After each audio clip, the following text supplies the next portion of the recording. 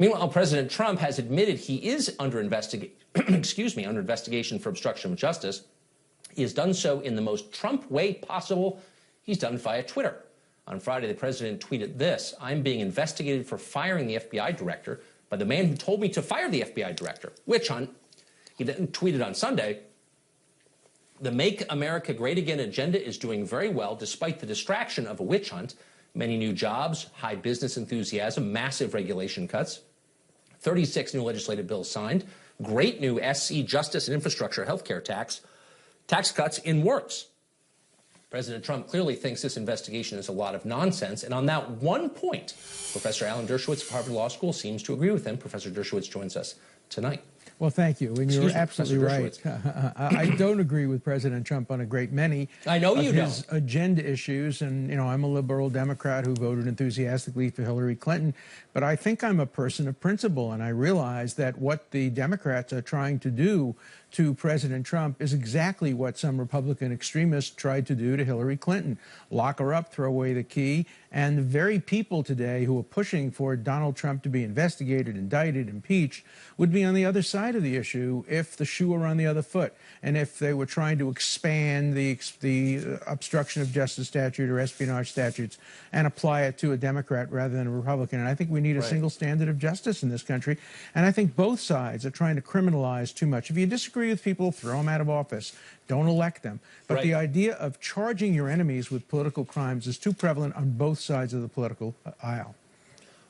What fascinates me about your position, because I know you and have for a while, is that it is purely principled. You're not saying this because you're supporting the president or flacking for him or anything like that. But can you be more specific? What are the charges that his opponents accuse him of that a president should not be prosecuted for in your legal Well, they're view? saying that he committed obstruction of justice by simply acting on his constitutional authority. He had the right to fire Comey. Comey acknowledged that.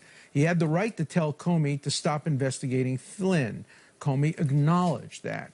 So what is the obstruction of justice? If he had the constitutional power to do that, people compare it to Richard Nixon. But Richard Nixon told his staff to lie, probably destroyed tapes, and paid hush money or tried to pay hush money to witnesses. There's no allegations of any independent criminal conduct against President Trump. It's much more like what President Bush did when he pardoned Caspar Weinberger at a time when Weinberger was about to go on trial and might have pointed the finger of accusation at him. And nobody at that time really suggested that President Bush should be indicted for obstruction of justice or impeached. So this is selective injustice against a particular president who was unpopular with Democrats, and it's just not right. So what do you think of I mean, given your position and given the fact that you are a law professor, presumably know the subject pretty well, how do you respond when you see the endless hours of poorly informed legal analysis on television suggesting sort of the opposite of what you just said? Well, I comfort myself by knowing that almost all of these people, if not all of them, would be on exactly the opposite side, where the facts were exactly the same, but the shoe were on the other foot.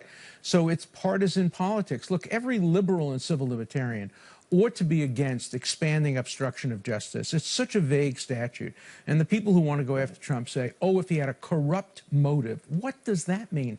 Do you really want the presidency to turn on a subjective definition of a corrupt motive rather than on objective evidence of bribery, lying, destroying evidence? So I think it's a protection, because my argument is, yesterday it was Hillary Clinton. Today it's Donald Trump. Tomorrow it could be you. You know, when Lavrenti Beria, the head of the KGB, met with Stalin, he said to Stalin, show me the man and I'll find you the crime. And that's what my friends, my liberal Democrat friends, are doing. They're falling all over themselves, trying to find a statute that they can expand and they can apply only to Donald Trump, and then they're going to bury the statute and try to put it back in its script. For example, there was a period of time when they wanted to get him under the Logan Act.